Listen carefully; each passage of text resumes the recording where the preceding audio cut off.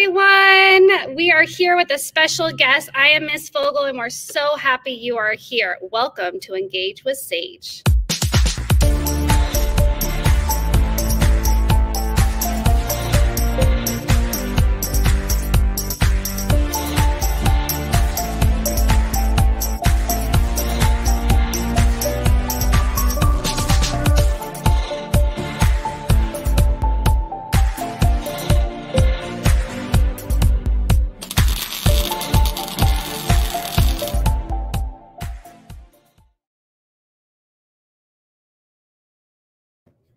Oh, yes, everyone. We're getting real fancy here at the Sage Center. Thank you to Ms. Schaefer for making that awesome video. And it's so exciting that we can have that. And hopefully our students can help start creating those as well. So I wanted to welcome you, Nate. Thank you so much for being here. And before I kind of give you the floor, I wanted to just talk about what our show is going to look like. So just a reminder, if you're new to Engage with Sage, we have our comments section. And we already have a ton of people here that are saying hello. So thank you so much for being here. I love seeing the live numbers. I can see how many are watching live right now, which is awesome. So really quick, just a reminder, just to making sure that we are they're making sure we're relevant comments or questions using professional language and first name only.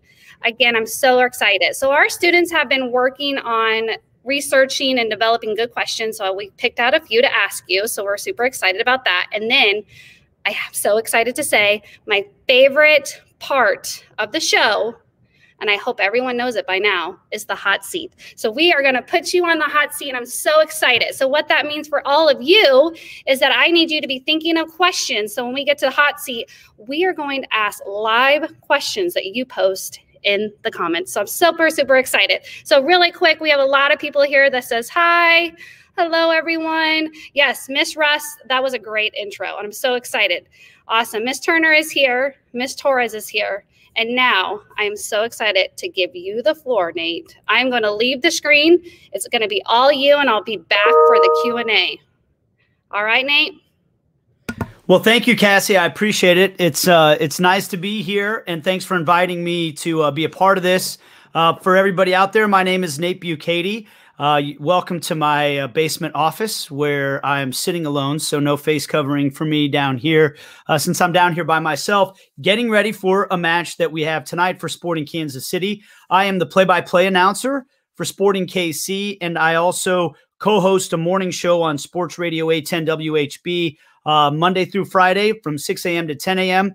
with my co-host Steven St. John and our producer Jake Gutierrez. And I do a few other sportscasting jobs here and there on the side, but those are my two main jobs. I'm excited to be with you guys today. This looks like a really cool thing, and I like that video. It's a big-time production, so I know that I have to be ready to go, and hopefully I have some words of wisdom for you guys, maybe things I've learned a little bit through the course of my career and elsewhere.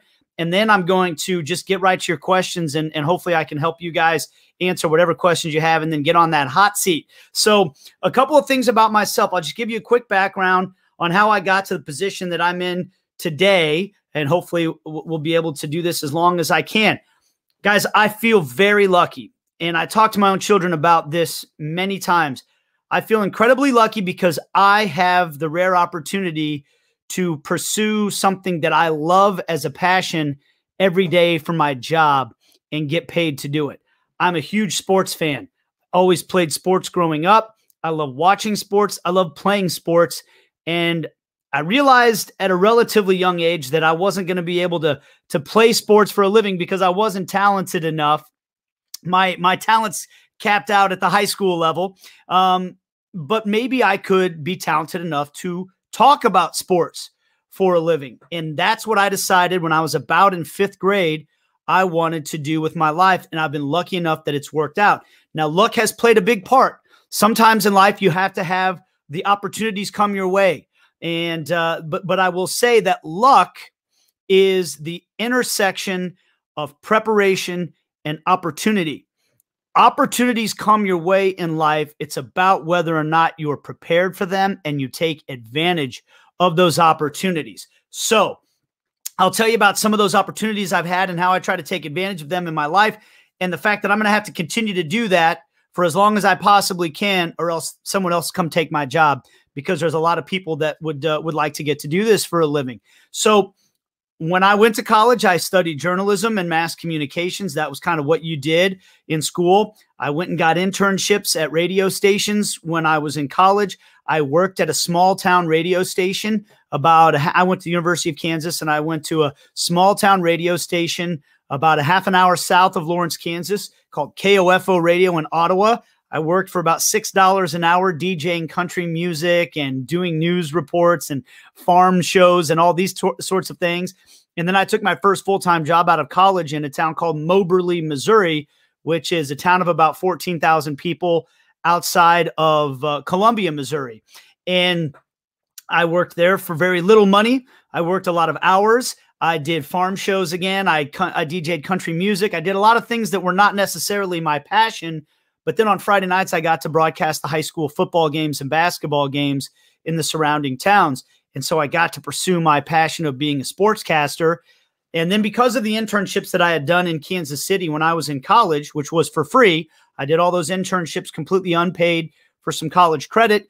I was able to get a job opportunity in Kansas City and then slowly start to put my career together, basically by saying yes to every opportunity that came my way and asking every person I could around me for advice, telling everybody I could think of what I wanted to do and be when I advanced in my career. Don't be afraid to state your goals to people that are in positions above you and around you.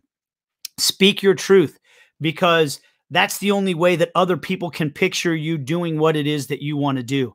And some people might laugh at you. Some people laughed at me and said, oh, that's cute. You want to be a sportscaster someday when you grow up. Good luck. But you know what? I'm one of the only kids that I went to school with when I was in middle school and high school who's actually doing exactly what he said he wanted to do when he was a kid. So it can happen. If you have a dream out there that you want to pursue, don't let somebody tell you you can't do it. But you also have to understand what goes into it. I sacrificed a lot of weekends. I haven't had probably more than 7 or 8 weekends completely off of work in a 20-year career. Okay, I work almost every weekend, every year. I work a lot of nights because that's when sports are. They happen at nights and on the weekends. That's a sacrifice I make when my friends, when I was younger and single, my friends would be going out partying or going to the lake on the weekends. I was working. Now I miss a lot of my own kids' sporting events and things like that because I'm working when they're playing. You have to make sacrifices in whatever it is that you want to do. Trust me, there will be sacrifices. There will be times when you want to be sitting at home watching the Super Bowl with your friends, and instead you're in Waco, Texas, broadcasting a Kansas women's basketball game where they're getting beat by 50 points. Okay? Those things happen. No matter what it is in your career you want to do, you're going to have to make sacrifices to get where you want to go. But if you're willing to do those things, you give yourself a chance. Whatever it is that you want to do, you give yourself a chance to get to live out your dream. You know where I'm at right now? I have friends that make a lot more money than me, and I have friends that don't have to work weekends like I do. But you know what? They spend most of their time doing something that they really don't like for a living and thinking about how much longer they're going to have to do it. I have a different kind of pressure. I have to think about how can I keep doing this for as long as possible because I love it. And I like working that way. I like pursuing something that I love. I have a Sporting KC game to broadcast tonight. I can't wait. I'm so excited. How many people out of my friends think about going to work excited with butterflies in their stomach because they're so excited to go get to watch what they're going to get to watch and do what they're going to do? And that's how I feel. So look, there's trade-offs. Everybody has their positives and negatives in their job, but that's kind of where I am with my career. I can talk to you guys about how to prepare for games. I can talk to you about how I took advantage of those opportunities, but I want to answer the questions that you guys have for me because, look, that's why I'm here right now. So with that, I'll open it up to questions, Cassie, and let's go ahead and fire away. Okay, so I'm super excited. Thank you so much for that. And the teachers and the students are all over here on the side, and they're loving it. So thank you so much. Okay, so Maddie, who's a 6th grader here, wants to know, what do you do to prepare before each game? Okay, that's a great question, and I actually brought something here. This is what's called, let me see if I can get this in front of my camera. This is what's called a spotting board, okay? So on one side, I've got the Sporting Kansas City team, and then on the other side, I've got the opponent. And as you can see, there are little cards here that I have cut out, and that's actually what I'm working on right now, finalizing for tonight's game. What I do with my spotting boards is I go through every roster on both teams, and I do research on them. And I'll put the player's name, their position, their age, where they're from, and all of their statistics. And I even color code the statistics.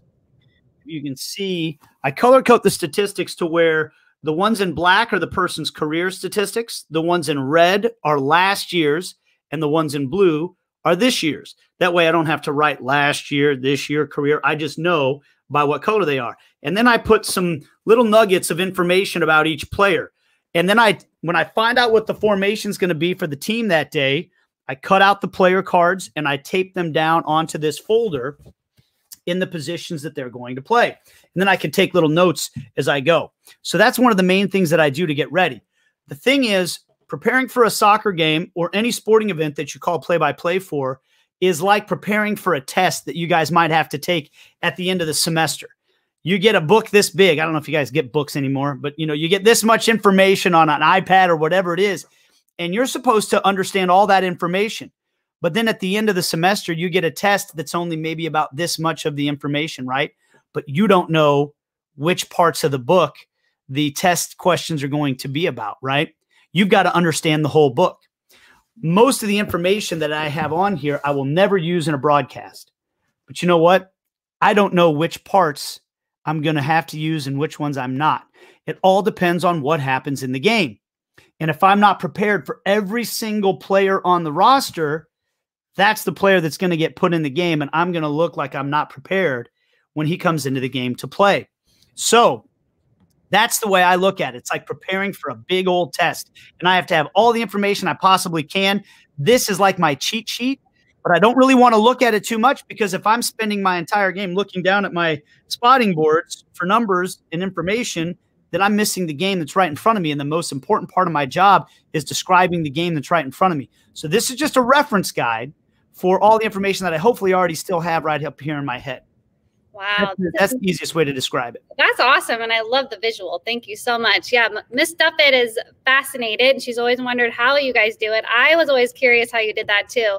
We have Brian Mercer. He works for our district's PTA, and he loves to join us. And he is engaging as something you love to do, whether it's your career, hobby, or volunteer work. It is so important to achieve in your life. That was so powerful. And Miss Russ, organization skills. I love it. It was a great way to show our kids how to organize. Awesome. We have a student out there. That is a great point about preparation. So very, very cool. And Drake, welcome. You didn't miss it. We're happy that you're here. Awesome. Okay. So we have Joshua, who's a 7th grader, wants to know, what was your first game that you did play-by-play, and how was that experience? You know what? When I was in high school, I was, as I told you guys, speak your truth, okay? State your goals to all your teachers and don't be ashamed of them. Be proud of what your goals are in life, and you'll find certain teachers that want to help you. And you listen to those teachers, okay? Sometimes they might give you advice that you don't want to hear, but if it's coming from a place where they want to help you, you need to listen to those teachers. And I used to tell all my teachers in high school that I was going to be a sportscaster when I grew up. And I'll still remember his name to this day, Roger Camps. He was my history teacher, saw a newspaper article about a sportscaster's camp in St. Louis, Missouri that was going to cost $2,000 to attend. He cut that article out of the newspaper and brought it to me, said, you need to talk to your dad about going to this. And I said, there's no way we can afford that. We didn't have a lot of money. And he said, I'll bet you if you can raise half the money by mowing lawns or whatever, your dad will pay for the other half. So I went to my dad with that plan. My dad said, you've got a deal. So my junior year of high school, I went to St. Louis, Missouri, and we got to go to St. Louis Cardinals games, and they gave us a little tape recorder. You guys, I mean, it would be like an MP3 recorder now, and we put on headsets and we broadcast the Cardinals game into a tape recorder. But, I don't know if you guys know who Kevin Harlan is, one of the greatest play-by-play guys in the entire country, and he's from Kansas City, lives here in Kansas City. He came to the camp, and he came and sat down and put the headphones on and listened to me doing play-by-play. We got to do some high school basketball games while we were there as well, and then they would listen to the tapes back and critique us. So that didn't go over the air, but that was my first chance of really calling a game, and it was one I'll never forget. And it happened because I told my teachers what I wanted to be. And I had teachers that cared about me enough to send me on that path. And they believed in me. They believed I could do it. Awesome. Thank you. That is great. Yeah. Miss Turner, advocate, advocate, advocate. Yes. Listening and with talking with experts really helps. That's great. Thank you.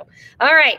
Melissa is a 7th grader, and she wants to know what drove you to become a sports announcer. And I think you kind of talked a little bit about that. If you want to add on anything else to that one. Well, I remember still the car ride. I was with my dad in 5th grade, and he asked me what I wanted to be when I grew up. And I said, a shortstop or a point guard. And he said, look, that's a great aspiration, but, you know, you might want to have a backup plan because it is a very rare thing to be athletic enough to become a professional athlete. There's only this many of them in the world. And the odds are you're going to be a little undersized guy like your dad was. So you might want to think about some other things. And at first I was really upset with him because that was what my dream was. And he told me, you know, that might be tough. And then I said, well, what about these guys that get paid to talk about the games, you know, the call the play-by-play and all that stuff? My dad and I always loved watching games. And when we would play in the backyard, my dad would always do the play-by-play, you know, Bukaty running down the sideline. And I loved that stuff. And so I thought, well, that seems like a cool job. And that was the moment that I made up my mind. That's what I want to do. And I'm lucky so far that it's really worked out. That's perfect. Maybe one day when all the restrictions are lifted, you should come and do that play-by-play in one of our classrooms. And that could be an Engage with Sage episode. That would be awesome. That would be fun. That would be fun. So Trinity is a 7th grader. And this is a really fun question. What would be your dream game to do a play-by-play with? That is a very good question. And I will tell you exactly what my dream is. And that would be to get to call a World Cup game someday. And I can even be more specific with that dream. Do you guys know that the World Cup is coming to the United States in 2026 and that Kansas City is one of the potential sites for that World Cup? Soccer is the most popular game in the entire world, and the World Cup is the most popular sporting event in the entire world. And there's a chance that it could be played right here in little old Kansas City. That's another reason you speak your dreams, guys, because the people that run Kansas City could have said, we're just, you know, we're market number 31. We're not that big of a city in the middle of the country. They said, you know what? We're a first-class city, and we want to host the World Cup, and we're trying everything we can to do it, and we've got a chance. And that would be my biggest dream. And I tell everybody that I can that I want to call World Cup games someday. It might not happen. You know, I might not ever get that chance, but so far, it's worked out for me when I've told people what I want to do, and that would be the biggest dream for me.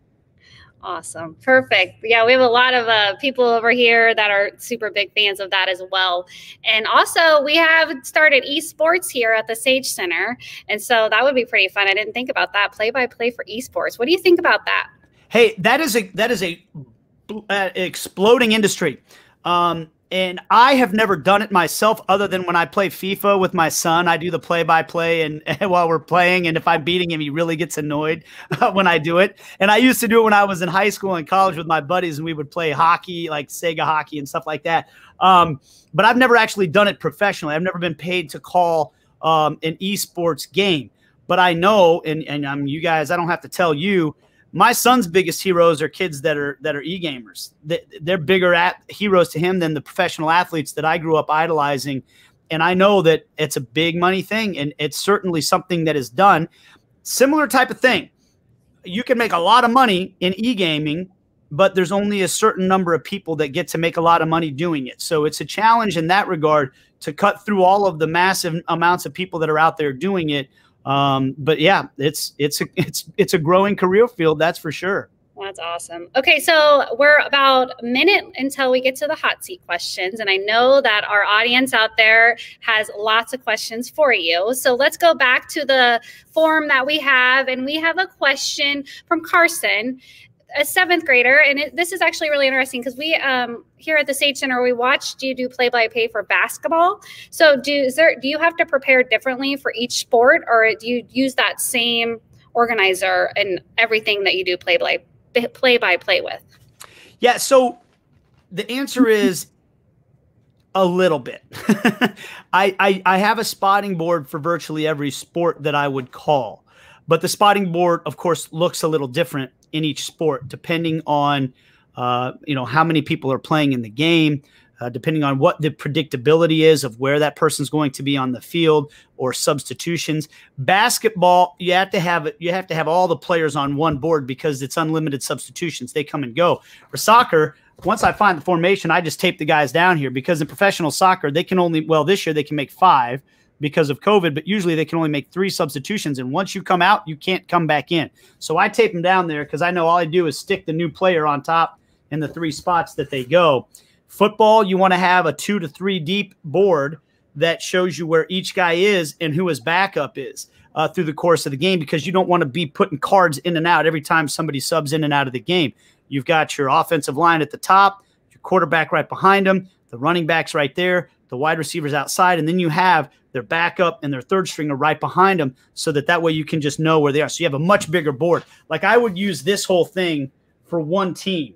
And then on the other side, I would have another board and then I'd have the entire offense here, and then I'd flip it over and I'd have the entire defense here in football. So, and then in baseball, you're using a score sheet, you're using a scorecard. And I usually just came up with notes for every player. Then I would stack those up in the order of the batting order.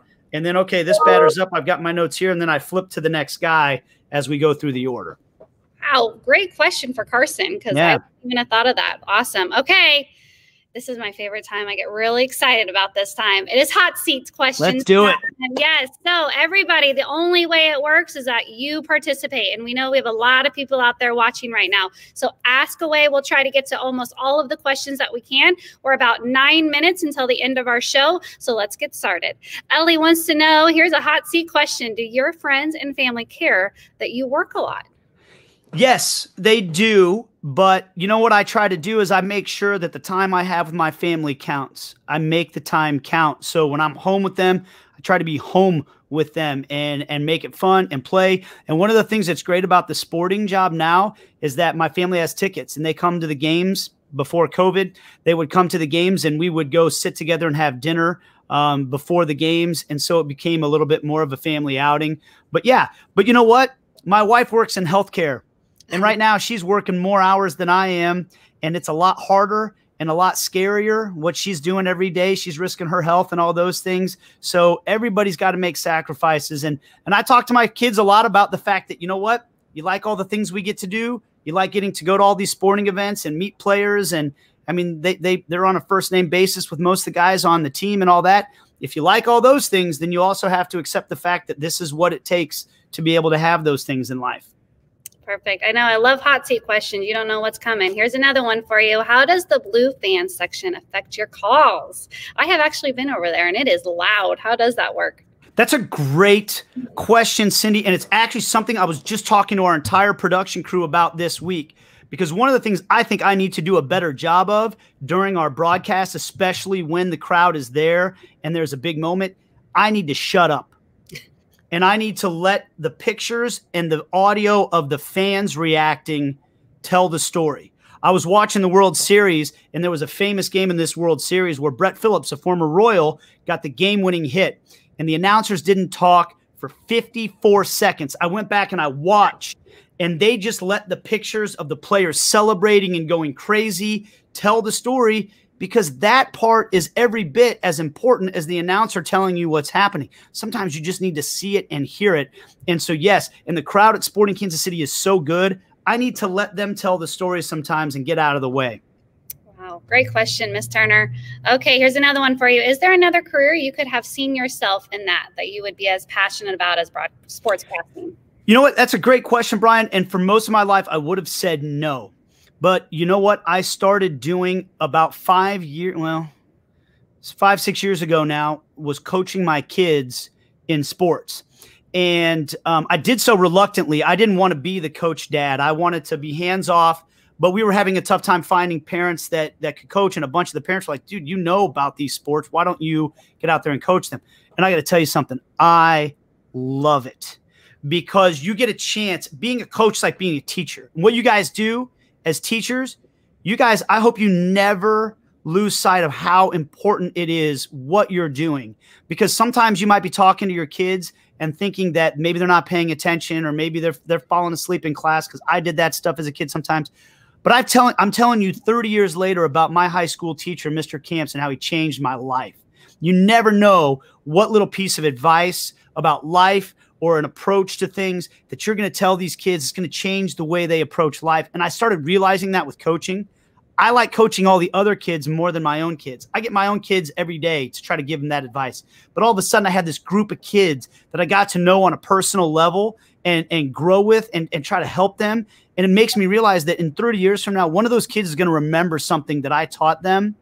And that is the most rewarding thing I could ever think of. So yes, if I ever get fired from being a sportscaster, I'm going to try to go become a youth coach wherever I can and try to impact as many lives as I can that way.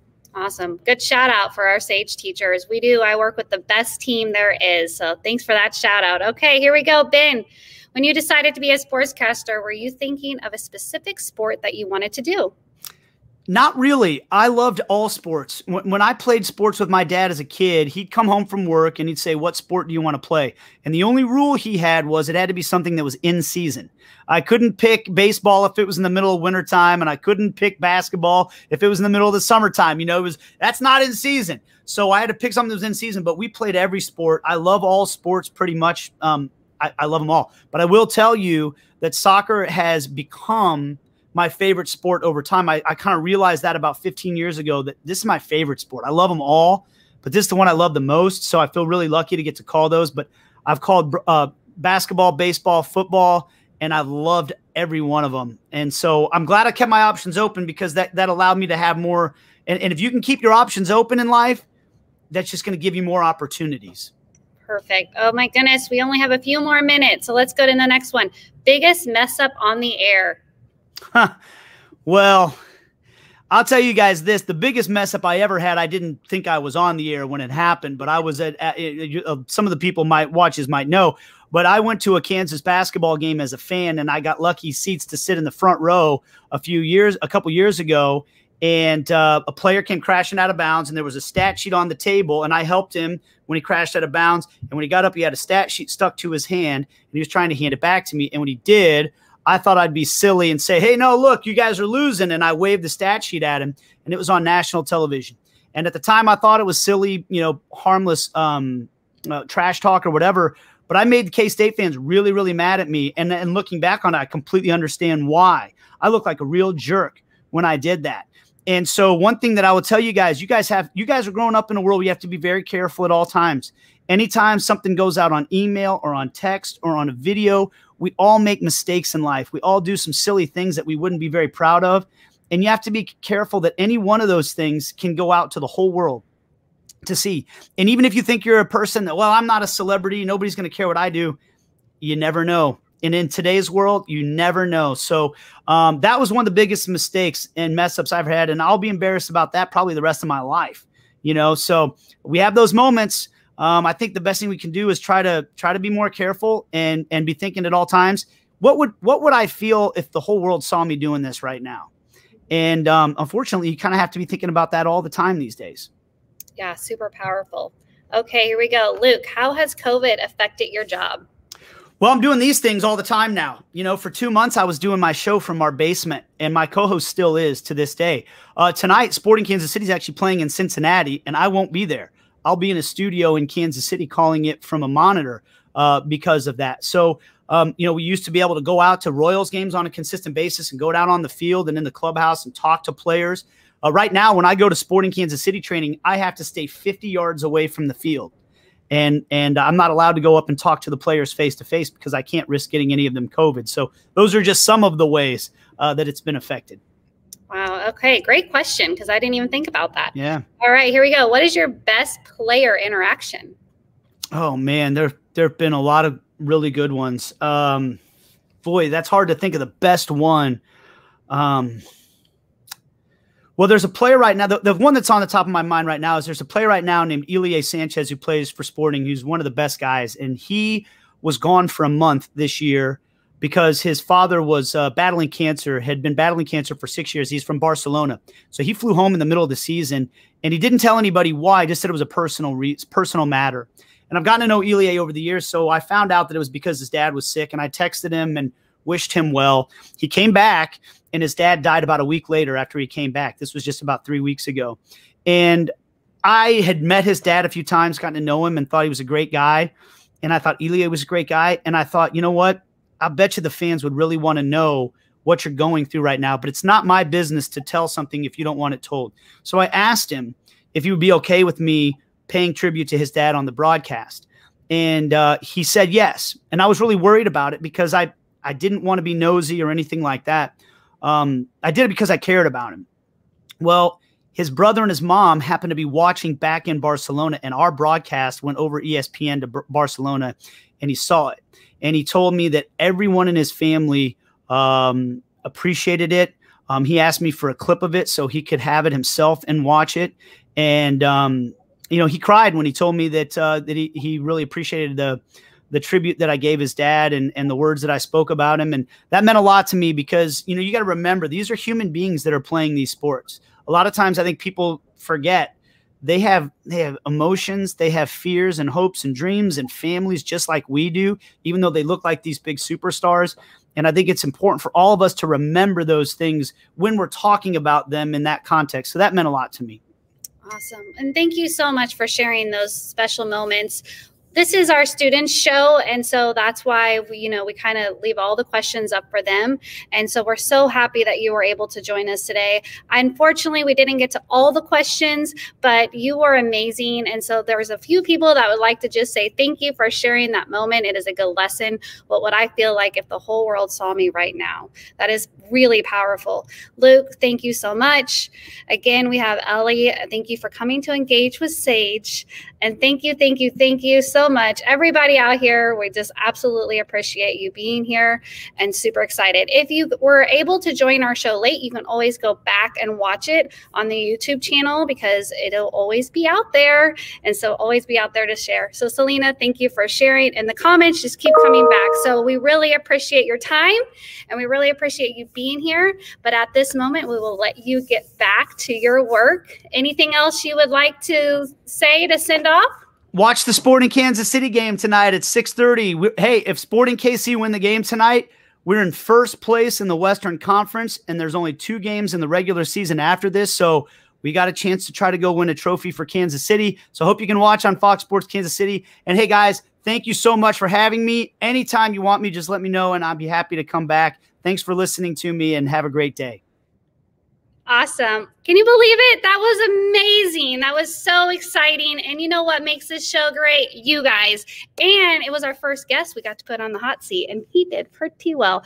I wonder how it felt to be on the other side of interviewing somebody. So again, thank you so much for being here. You guys are absolutely amazing. I cannot wait to see you guys when you come back to the Sage Center. Again, always be nice and always be patient during these crazy times. We're always here for you. Please reach out to us anytime you would like. Have a great, great day, and we will see you next time.